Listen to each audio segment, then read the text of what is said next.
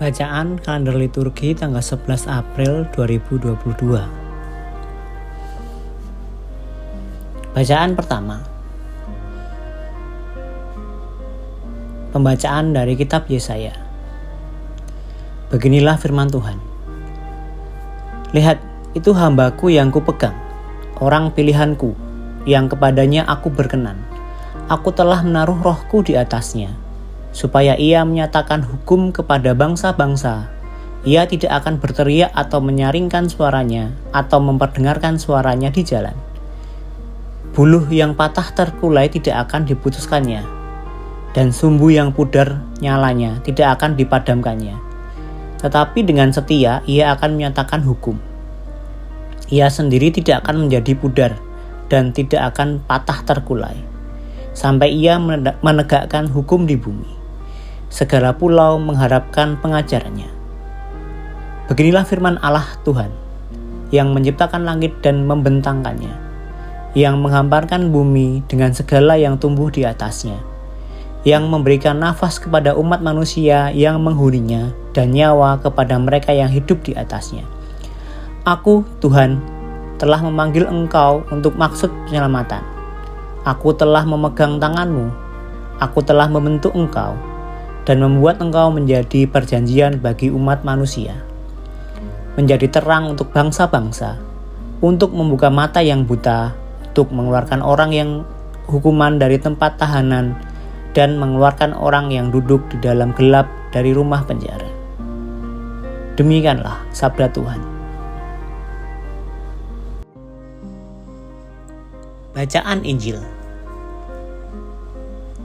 Bacaan diambil dari Injil Yohanes. 6 hari sebelum Paskah, Yesus datang ke Betania, tempat tinggal Lazarus yang ia bangkitkan dari antara orang mati.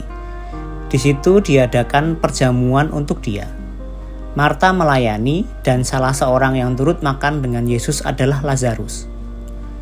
Maka Maria mengambil setengah kati minyak narwastu murni yang mahal harganya, lalu meminyaki kaki Yesus dan menyekanya dengan rambutnya, dan bau minyak semerbak memenuhi seluruh rumah.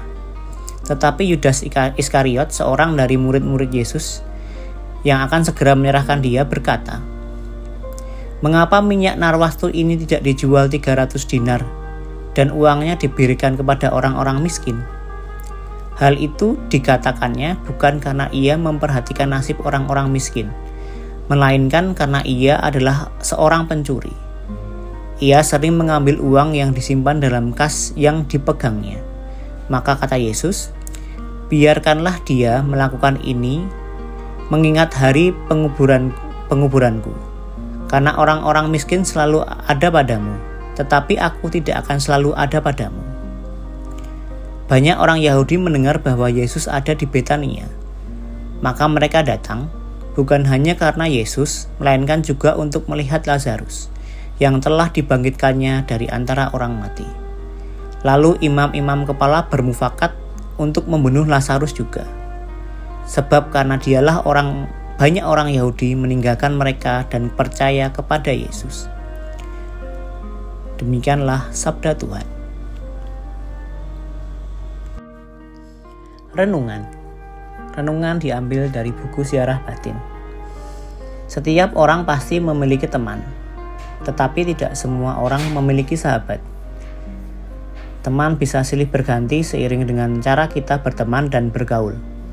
Ada begitu banyak pribadi yang memandang bahwa teman ada yang mendukung, tetapi juga tidak sedikit yang membenci. Itulah situasi saat Yesus ada di Betania.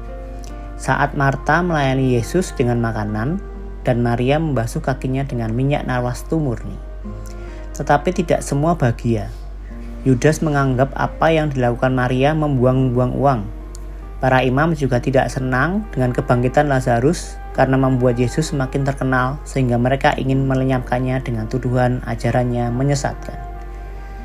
Yesaya yang hidup jauh sebelum Yesus menubuatkan bahwa para imam akan hendak menolak bahwa kehadiran Yesus yang di mata mereka mengganggu kenyamanan mereka sebagai orang terpandang dan terhormat.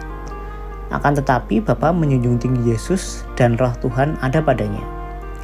Yesus hadir di tengah-tengah kita untuk menegakkan keadilan. Lalu siapakah kita kemudian yang menolak Dia? Mudah untuk mengikuti Dia asalkan kita tidak menggunakan cara lama, tetapi cara hidup baru menurut ajarannya. Kita bisa berteman dengan Yesus karena orang-orang miskin selalu ada padamu, tetapi aku tidak akan selalu ada padamu. Beranikah kita bersahabat dengan Yesus? Tuhan, tuntunlah kami untuk bersahabat dan tinggal bersamamu di dalam peziarahan hidup kami di dunia ini. Amin.